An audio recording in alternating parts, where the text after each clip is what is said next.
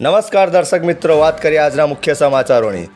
પાદરા તાલુકામાં ધોરણ 12 કોમર્સમાં પ્રથમ નંબર લાવનાર સાલેહા ગુલામ મેમણ સરકારી શાળા કે ગર્લ્સમાં અભ્યાસ કરી મુસ્લિમ સમાજ અને પાદરા તાલુકાનું નામ રોશન કર્યું હતું.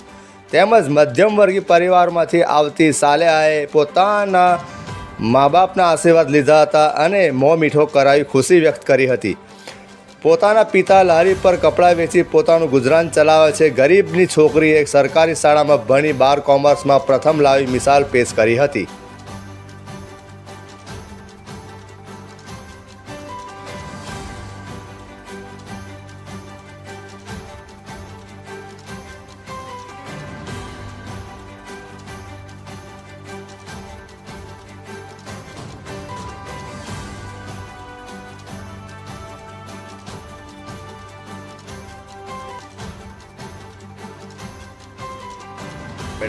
મેમણ સાલેહા ગુલામ દસ્તગીર.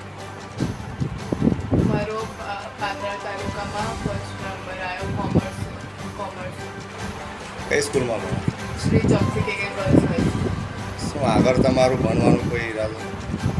Charter account. એના પછી કંઈ ભણવાનું ખરું આગળ? હવે તો સીએનું વિચાર્યું.